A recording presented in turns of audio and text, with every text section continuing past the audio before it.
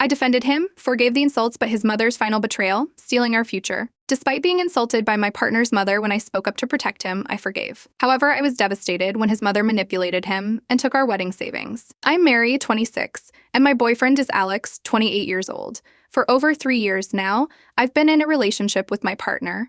So it's just been a journey filled with highs and lows, laughter and tears. But through it all, we've remained steadfast by each other's side. So he's a kind-hearted soul, gentle and introverted with a heart of gold.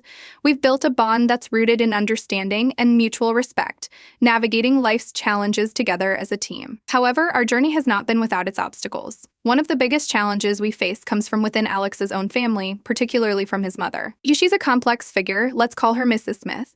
From the outside, Mrs. Smith may seem like a typical mother figure, but behind closed doors, her behavior tells a different story. The Mrs. Smith exhibits emotionally abusive tendencies towards Alex. She belittles him, criticizes his every move, and manipulates him to fulfill her own needs.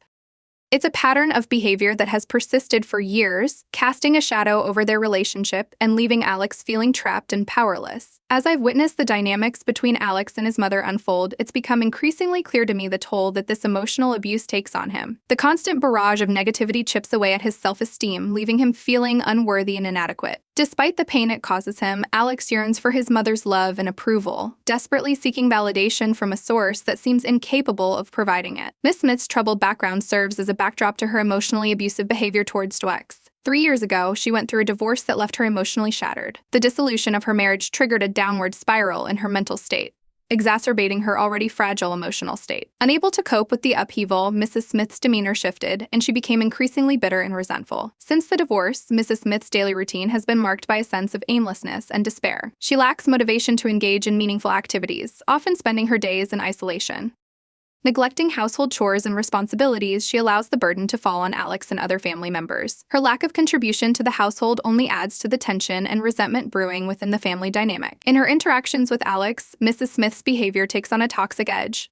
She frequently belittles him, using cutting remarks to undermine his confidence and self-worth. Every accomplishment is met with criticism, every mistake magnified and exploited. Her words are like daggers, piercing through Alex's defenses and leaving him emotionally wounded. Yelling has become a common occurrence in their household, with Mrs. Smith unleashing her frustrations on Alex without restraint. Her anger knows no bounds, and she lashes out at him over the smallest of perceived slights. The verbal assaults leave Alex feeling small and powerless, trapped in a cycle of emotional abuse from which he sees no escape. Manipulation is another weapon in Mrs. Smith's arsenal, used to control and coerce Alex into meeting her needs.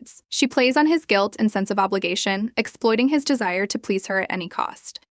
Whether it's guilt-tripping him into running errands or emotionally blackmailing him into compliance, Mrs. Smith's manipulative tactics further entrench her power over Alex, leaving him feeling trapped and helpless. As the girlfriend of Alex, I've witnessed firsthand the profound impact of his mother's emotionally abusive behavior on him. Alex is a gentle and kind-hearted soul, but beneath his calm exterior lies a sea of emotional turmoil wrought by years of enduring his mother's toxic treatment. The constant barrage of criticism, belittlement, and manipulation from his mother leaves him in a perpetual state of unease and distress. His anxiety manifests in various ways, from racing thoughts and difficulty concentrating to physical symptoms like chest tightness and shortness of breath. These symptoms often escalate into full-blown panic attacks, rendering him immobilized and overwhelmed by fear. Her constant criticism and manipulation chip away at his self-esteem, leaving him feeling unworthy and unlovable. He internalizes her harsh words and begins to question his own worth, doubting whether he's deserving of love and respect. Alex's mother's behavior takes a toll on his mental health, exacerbating his anxiety and depression, and leaving him feeling overwhelmed and helpless. So her relentless negativity creates a toxic atmosphere in their household, making it difficult for Alex to find peace and solace in his own home. He feels like he's constantly walking on eggshells, afraid to set off his mother's anger or disappointment. Despite the pain and anguish caused by his mother's behavior, Alex continues to yearn for her love and approval, desperately seeking validation from a source that seems incapable of providing it. So his desire for his mother's affection is a double-edged sword, as it leaves him vulnerable to her manipulation and control. He fears confronting her and standing up for himself, worried about the repercussions and potential backlash. I found myself grappling with the heartbreaking reality of his situation when it comes to seeking refuge from his mother's toxic behavior. It's a question that weighs heavily on both of our minds. Can he come stay with his dad? The answer, unfortunately, is not as simple as we had hoped.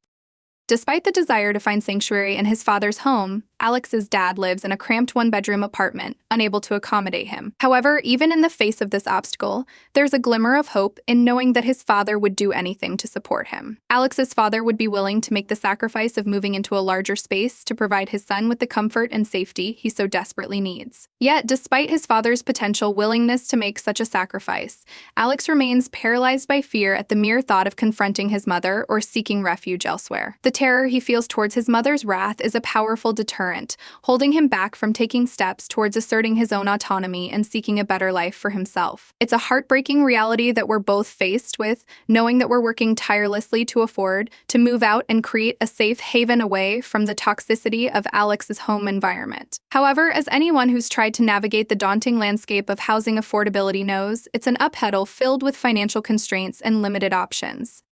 Especially during one particularly tense visit home, I found myself unable to stay silent any longer in the face of Alex's mother's relentless barrage of criticism towards him. Fueled by anger and frustration, I couldn't help but speak up and argue back when she unleashed her harsh words upon him. I couldn't bear to see him being torn down yet again without standing up for himself. In the heat of the moment, my emotions got the best of me, and I even directed some of my frustration towards Alex, expressing my frustration at what I perceived as his weakness in standing up to his mother's abuse. I knew that if we continued to allow her toxic behavior to go unchecked, it would only serve to poison our future together. However, instead of diffusing the tension, my outburst only seemed to escalate the situation further. Alex's mother turned her fury towards him, accusing him of choosing me over her and demanding that he make a choice between us. It was a heartbreaking ultimatum to witness, knowing that Alex was caught between his loyalty to his mother and his love for me. As if that weren't enough, she didn't hesitate to hurl insults my way, mocking me for my perceived lack of education. Her words stung. Anger, frustration, and sadness coursed through me as I struggled to process what had just transpired. Unable to contain my feelings any longer, tears welled up in my eyes, threatening to spill over at any moment. I made the decision to leave. I couldn't bear to stay in that toxic environment a moment longer, surrounded by negativity and hostility. I hoped that Alex would come after me, that he would show some sign of defiance against his mother's control and choose to stand by my side. But as I walked away, my heart sank with the realization that he remained rooted in place, paralyzed by fear of his mother's wrath. So he remained a prisoner of his own fears, unable to defy the hold that his mother had over him. In the aftermath of the heated confrontation and my subsequent departure, I was left grappling with a whirlwind of conflicting emotions. Anger, hurt, and disappointment vied for dominance within me, but amidst it all, one undeniable truth remained. I loved Alex. Despite the pain he had caused me, I couldn't shake the deep-rooted affection I felt for him. A week passed, and despite my initial resolve to stand firm in my decision, I found myself unable to resist the pull of love and compassion. I couldn't bear to see Alex suffer alone, trapped in the suffocating grip of his mother's manipulation. So, against my better judgment, I forgave him. I rationalized my decision by telling myself that love was worth fighting for, that I couldn't abandon him in his time of need. But forgiveness didn't mean forgetting. I made it clear to Alex that while I was willing to give him another chance, I wouldn't subject myself to further abuse at the hands of his mother. From that point on, we chose to meet outside of his mother's house, avoiding the toxic environment that had caused us so much pain. However, just when I thought we were making progress, another blow came crashing down. Alex made the shocking decision to take the money we had been saving for our future together and hand it over to his mother. It was a devastating betrayal, one that cut me to the core. The realization that Alex had succumbed once again to his mother's manipulation was like a dagger to my heart. I felt a wave of despair wash over me, wondering how I could have been so blind to the extent of Mrs. Smith's control over him. So the money we had saved was meant to be a symbol of our commitment to each other, a tangible reminder of our dreams for the future. To see it squandered away on his mother's whims felt like a betrayal of everything we had worked so hard for. In that moment, I felt a profound sense of helplessness and despair. It was clear that Mrs. Smith's psychological manipulation knew no bounds, and I realized with a sinking feeling that I was powerless to stop it. Despite my love for Alex, I couldn't ignore the harsh reality of our situation. So while my heart ached at the thought of walking away, I knew that I couldn't continue to sacrifice my own well-being for the sake of a relationship that was built on a manipulation and deceit. So he and I broke up. 1 month later, I received a distressing call from Alex. His voice trembled with despair as he confessed that he felt utterly worthless, consumed by thoughts of despair and hopelessness. And my heart broke for him as he revealed that his mother had callously betrayed him, taking all the money he had given her and running away with another man. So in that moment, it became painfully clear that he needed me more than ever before. Driven by love and compassion, I made the decision to return to his side, determined to offer him the support and comfort he so desperately needed. Together, we embarked on a journey of healing, attending regular therapy sessions at the hospital to address his mental health struggles. Despite the challenges we faced, I remained steadfast in my commitment to him, serving as his rock and source of encouragement during his darkest moments. I took it upon myself to create a sense of hope and optimism for our future. painting a vivid picture of the beautiful life that awaited us once he emerged from the shadows of his past. Slowly but surely, his spirit began to stabilize, and the light of hope flickered once again in his eyes. In the midst of our shared struggles, our bond only grew stronger, forged in the fires of adversity and strengthened by our unwavering love for each other. It was during this time of turmoil and transformation that we made the decision to take the next step in our journey together. And we decided to get married. Filled with a renewed sense of purpose and determination, we embarked on the exciting journey during our future together, eager to leave the pain and heartache of a past behind us. But with each passing day, our love continued to blossom, a beacon of light guiding us towards a brighter tomorrow. And as we stood hand in hand, ready to face whatever challenges lay ahead, I knew in my heart that together, we could conquer anything that came our way. So now, after being married for 10 months, I find myself pregnant with our son, a new chapter of joy and anticipation unfolding before us. However, just as we began to revel in the happiness of impending parenthood, the specter of Alex's estranged mother reappeared, casting a shadow of uncertainty over our lives once again. With tearful pleas and desperate appeals, she sought to worm her way back into our lives, leaving me feeling torn and uncertain about what course of action to take. In the midst of this turmoil, I find myself grappling with conflicting emotions. As the gravity of the situation weighed heavily on my mind, I felt compelled to speak up, to plead with my husband to reconsider the idea of letting his estranged mother back into our lives. So the thought of subjecting our unborn child to the same pain and turmoil that Alex had endured in the past filled me with an overwhelming sense of dread and urgency. In a quiet moment together, I took a deep breath, steeling myself for the difficult conversation that lay ahead. With a heavy heart and trembling voice, I began to express my deepest fears and concerns to my husband, laying bare the raw emotions that churned within me. "Alex," I started, my voice wavering slightly, "I know that your mother's sudden reappearance has stirred up a whirlwind of conflicting emotions within you. But please, I beg of you, consider the implications of allowing her back into our lives." I reached out, grasping his hand tightly in mine, seeking solace and support in his reassuring presence. "I think about what she did to you in the past," I continued, my voice trembling with emotion. "Do you really want to expose our child to the same kind of toxicity and negativity that you endured?" Tears welled up in my eyes as I spoke, my heart aching with the weight of my words. "I don't want our child to grow up in an environment filled with pain and resentment," I pleaded, desperation lacing my words. "And we deserve better, Alex. Our child deserves better." I searched his eyes, silently pleading for him to understand the depth of my fears and concerns. But as I gazed into his eyes, I saw the conflict raging within him, the turmoil of emotions that mirrored my own. For a long moment, there was silence between us, punctuated only by the soft sound of our breathing. And then, with a heavy sigh, Alex spoke, his voice tinged with uncertainty and hesitation. "I understand your concerns, Sarah," he said softly, his gaze dropping to the floor. "But she's still my mother. And despite everything that's happened, I can't shake off the feeling that I owe her another chance." And my heart sank at his words, a sense of resignation settling over me like a heavy blanket. I knew that trying to convince him otherwise would be futile, that his sense of duty and obligation to his mother ran deep. Frustration and anger consumed me as I stormed out of our home, my swollen belly a heavy burden against my frame.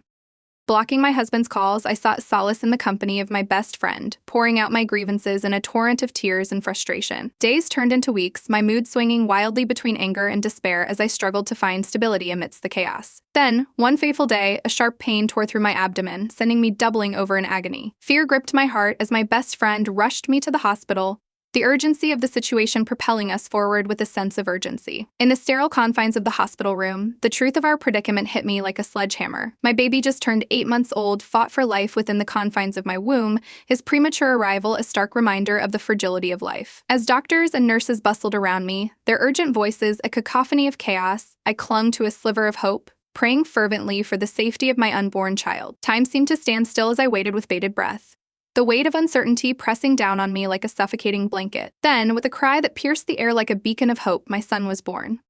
Fragile and vulnerable, he lay cradled in the arms of the medical staff, his tiny form a testament to the miracle of life amidst adversity. In that moment, as I gazed upon the tiny bundle of joy nestled against my chest, a wave of overwhelming love washed over me, drowning out the chaos and uncertainty that had plagued me for so long. Despite the challenges that lay ahead, I knew that I would do whatever it took to protect and nurture this precious gift, my son, my reason for hope in a world fraught with uncertainty. As my husband rushed to my side, his face a mixture of worry and relief, I felt a surge of emotions wash over me. In his arms, I found solace and strength, his presence a reassuring anchor amidst the tumultuous sea of emotions that threatened to overwhelm me. His embrace was a testament to the love and support that had sustained us through the darkest of times, his warm touch a balm to my weary soul. In that moment, as we held each other close, I knew that together we could weather any storm that life threw our way.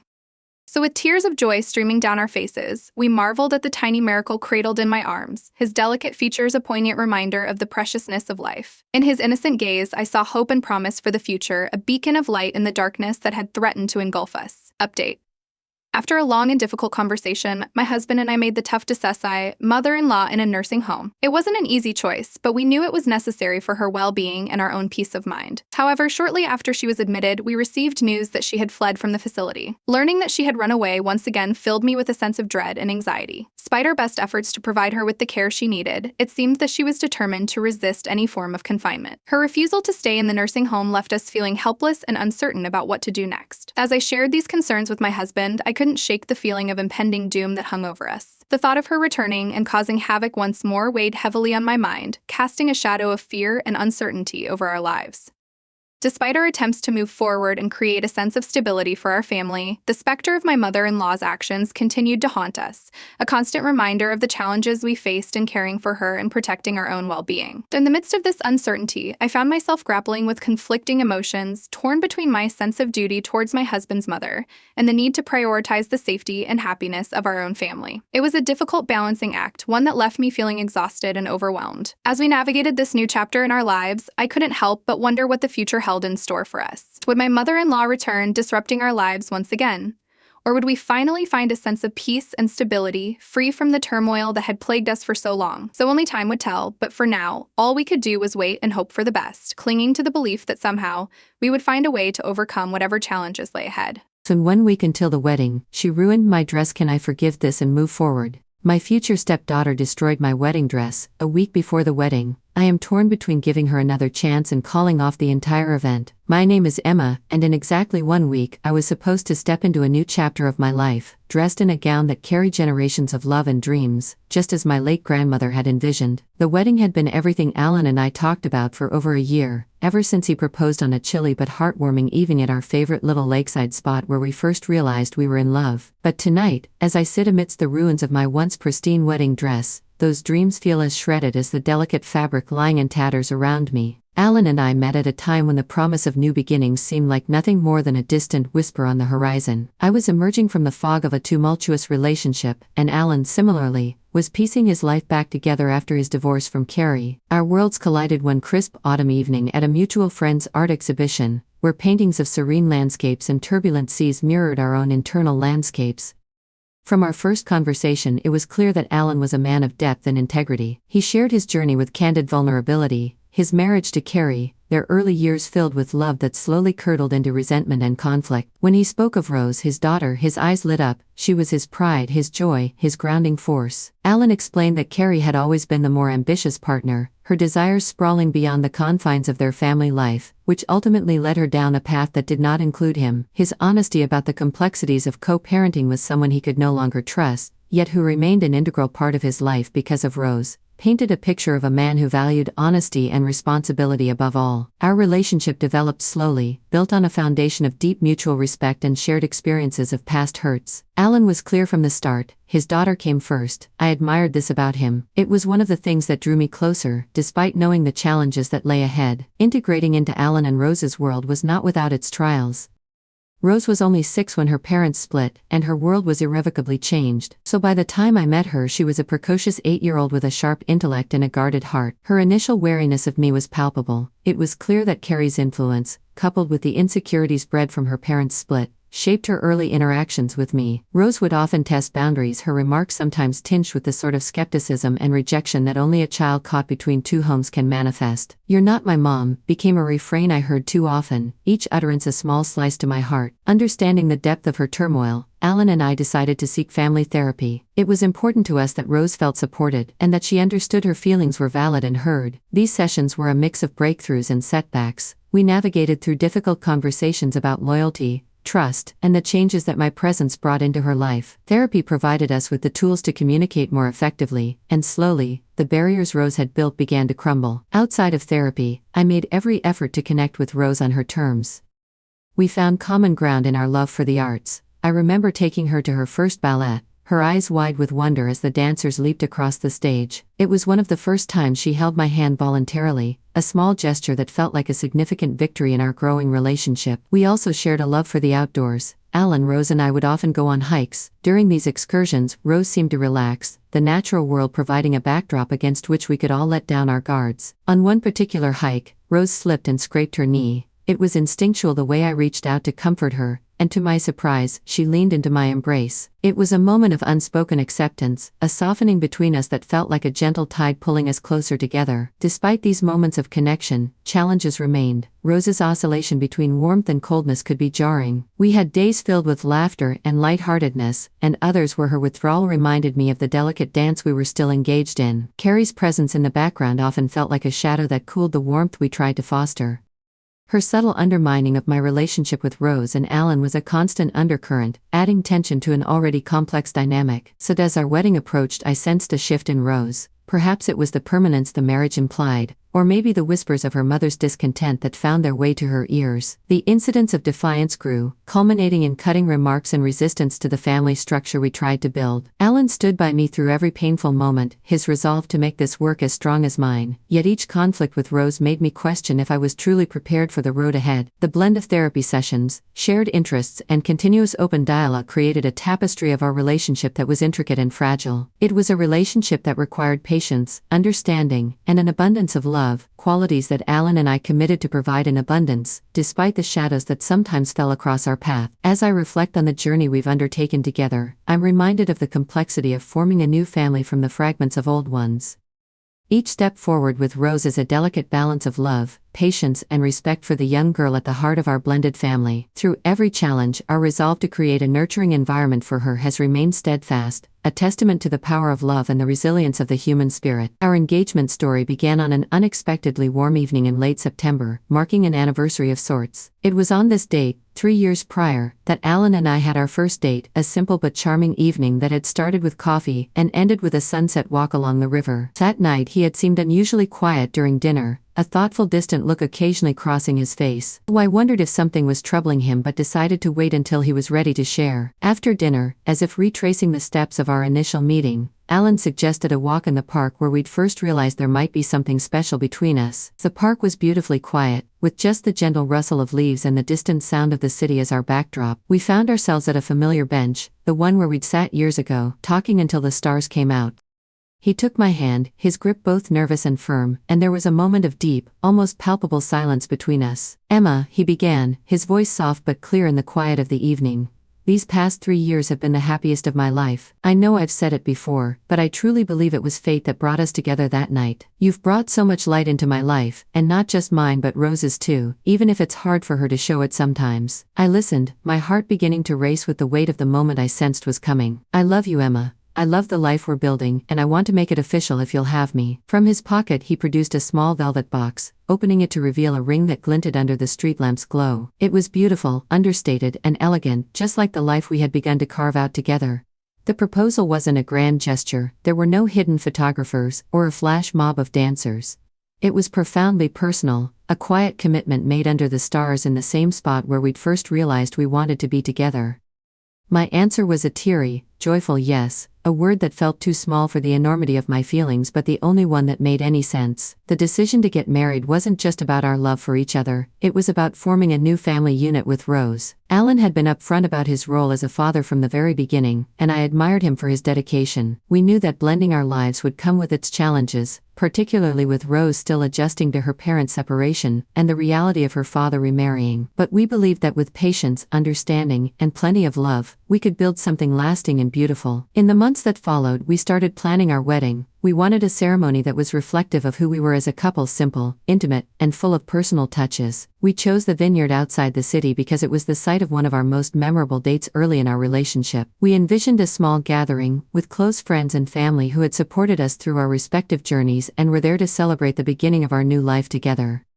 As the wedding plans took shape, so did our efforts to ensure Rose felt included and important in this significant change. So it was essential to Alan and me that she didn't feel like an outsider but as a key part of this union. We involved her in decisions where appropriate, like choosing elements for the ceremony, and even helping to taste test the menu, a task she particularly enjoyed. These moments, though sometimes marked by her hesitance, were stepping stones in blending our lives. The days leading up to a wedding are typically filled with a bubbling mix of nervous excitement and joyful anticipation. For me, the day I went to pick up my wedding dress was supposed to be a highlight, a sacred moment carrying both the weight of tradition and the lightness of new beginnings. My dress, inspired by my late grandmother's wedding gown she had crafted herself after being enchanted by photos of Grace Kelly, was more than just fabric and thread. It was a symbol of heritage, a piece of family history tailored to fit the new contours of my life. I remember the morning sunlight filtering through the boutique's front windows, casting patterns of light over the delicate lace and satin.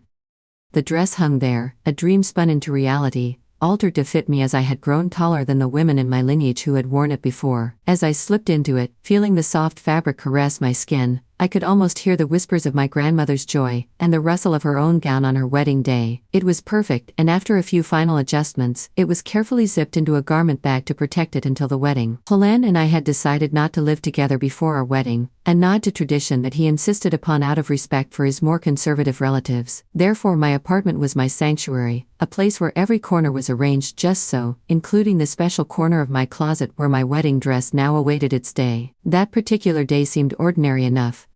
Alan had custody of Rose, and after school she was to hang out at her friend's house nearby before coming over to my place for dinner, as was our usual arrangement. It gave her a sense of routine and me the opportunity to bond with her in what I hoped was a comfortable environment for her.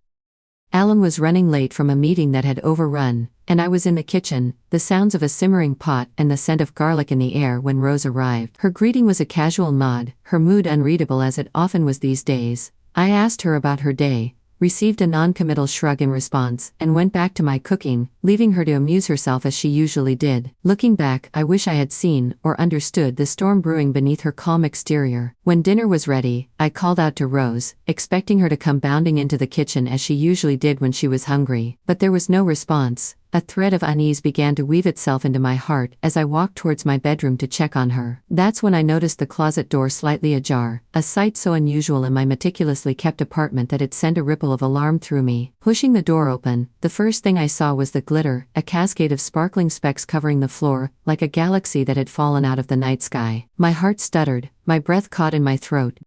There, amidst the shimmering chaos, lay my wedding dress, slashed to ribbons, its fabric defaced with splashes of glitter paint. My veil was shredded, pieces of it scattered around like the aftermath of some cruel celebration. The world seemed to tilt on its axis as I to the floor, the garment bag crinkling under my fingers, the sound grotesquely loud in the silent room. Tears blurred my vision as the realization that my grandmother's legacy, reimagined into my own wedding dress, was destroyed, a casualty in a war one didn't even know we were fighting. Alan found me there, my sobs a broken soundtrack to the wreckage. His face, when he saw the ruin, went through a rapid succession of shock, pain and then, settling into a hard-line fury. He went to find Rose, who had retreated to the living room, her expression one of detached defiance. "What were you thinking, Rose?" Alan's voice was a controlled tremor, the kind that spoke of a storm contained but ready to break. Rose just shrugged, her eyes cold, her voice chillingly nonchalant. "What's the point? She's just a fat old cow anyway." The words were a slap, a verbal manifestation of the violence she had inflicted on my dress. Alan's reaction was swift. He confiscated her phone and called Carrie, his voice tight as he explained what had happened, insisting they needed to come together to decide on a consequence that matched the severity of Rose's actions. Left alone, the gravity of the situation began to settle around me like a heavy cloak. This wasn't just about a dress, it was about what the dress represented, my place in this family, the respect I thought I had been building with Rose, the future I was stepping into with Alan. The betrayal felt as sharp and deep as the cuts in the fabric. That evening, after Rose was taken to Carrie's and Alan returned, we faced each other across the ruins of our planned happiness. The air between us was thick with unsaid words, heavy with the weight of decisions yet to be made. "Emma, I don't even know what to say. I'm so sorry," Alan began, his voice rough with emotion, but sorrow wasn't enough, and we both knew it. "Alan, I love you, but I can't live like this. I can't marry into this. Today it's a dress, but what about tomorrow? What about every other day after that? How do we build a life on this?" My voice broke, the words tumbling out amidst sobs. I know it's hard. "She's my daughter, Emma, but you are the woman I want to spend my life with. We can figure this out. More therapy, different approaches. Please don't let this destroy us," he pleaded, his hands reaching out, but I felt too far away to bridge the gap. "Can we, Alan, can we really figure this out? Because it feels like no matter what we do, it's never enough for Rose. And I can't help but wonder if it will ever be enough for us." The conversation stretched long into the night, a painful dissection of our relationship, our future, and the family dynamics that threatened to tear both apart. Each word was measured, heavy with the gravity of what was at stake. As we talked, the pieces of my dress seemed to echo back to us, the fragments of our relationship, beautiful but broken, full of hope, but fraying at the edges. In the silence of my bedroom, the remnants of my shredded wedding dress sprawled out like a cruel tableau. I found myself grappling with an emotion far heavier than the fabric, a deep seething anger. This dress, imbued with generations of love and history, was more than just a garment to me. It was a symbol of my future with Alan.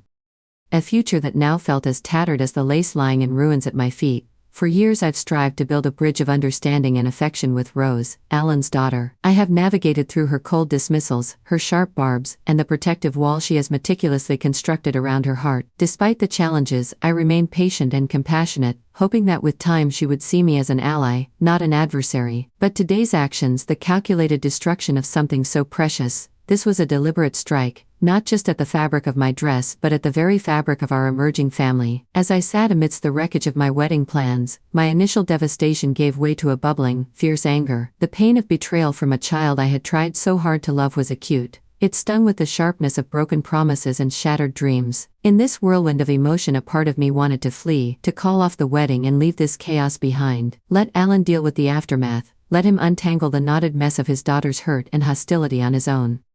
So yet even in my anger, a softer voice whispered reminders of the love and commitment Alan and I shared. He was not just my fiancé, he was my partner, my confidant, and the man I envisioned growing old with. Could I really walk away from the life we had planned together over this? Could I let Rose's actions dictate our future? Alan's reaction to the incident had been one of unequivocal support. He shared in my horror and my sadness, his own heartbreak palpable as he confronted the reality of his daughter's actions. Yet as we discussed what to do next, his words, though filled with concern and apologies, seemed to echo through a haze of doubt that had settled over me. "We'll fix this," he had said determinedly. "We'll find a way to make things right." But the weight of his promises felt heavy, burdened by the countless conversations and interventions we had already attempted with Rose. Sitting on the edge of our bed, the ruined dress laid out before us, Alan reached for my hand. His touch, normally a comfort, now felt like a plea. "Emma, I love you. We can get through this." "Roses, she's struggling, but we are a family. We can work this out. Please, don't let this end us."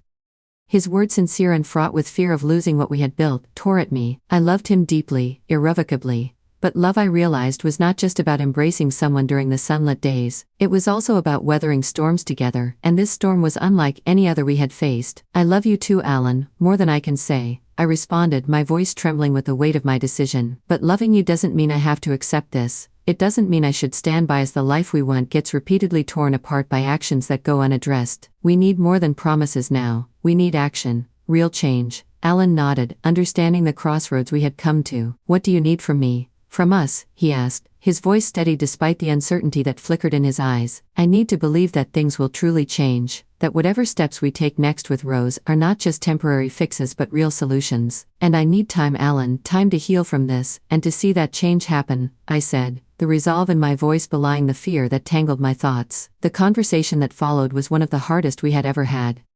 We laid bare our fears, our hopes, and the painful acknowledgement that the path to healing our family would be long and fraught with challenges. We talked late into the night, not just about the wedding but about what our future as a family looked like. We discussed more intensive therapy for Rose, potentially involving different strategies and specialists who could help us address her actions and our family dynamics more effectively. As dawn crept through the curtains, casting a soft light on the remnants of my wedding dress, I felt a fragile peace settle over me. The decision to postpone the wedding was heart-wrenching but necessary. It was a step back to take two forward, a pause to rebuild not just the trust between us but also within myself. The road ahead was uncertain, filled with potential for both healing and heartache. But as I looked at Alan, his face lined with the same resolve and love that had drawn me to him years ago, I knew that this was a journey we were committed to making together, for better or worse, in the truest sense. Update: the painful episode with my future stepdaughter Rose destroying my wedding dress a week before the ceremony brought a stark lesson about the complexities and demands of blending families. This experience underscored the profound challenges that arise when uniting individuals with diverse histories and deep-seated emotions under one roof. The incident was a harsh reminder that familial bonds, especially those newly forged, require not just love but an ongoing commitment to understanding and patience. The necessity of robust communication and the implementation of effective conflict resolution strategies became evident as we navigated through this crisis. The emotional turmoil caused by Rose's actions highlighted the importance of addressing underlying issues head-on, rather than letting them fester unspoken. It reinforced the need for setting clear boundaries and expectations for all family members, while also maintaining a compassionate and supportive environment. Moreover, the incident was a profound lesson in resilience and forgiveness within family dynamics. Choosing to postpone the wedding and focus on healing demonstrated the value of prioritizing the long-term health of family relationships over immediate desires or size and expectations. It was a testament to the strength of our commitment to each other and to Rose, showing that the path to a harmonious family life is sometimes paved with trials that test our capacity to forgive and rebuild. In conclusion, blending a family is a delicate dance of balancing individual needs with collective goals. It demands a deep reservoir of empathy, firm boundaries, and an unwavering commitment to navigate through the storms together. The true essence of family lies not in the absence of conflict, but in the ability to come together and grow stronger in the face of adversities.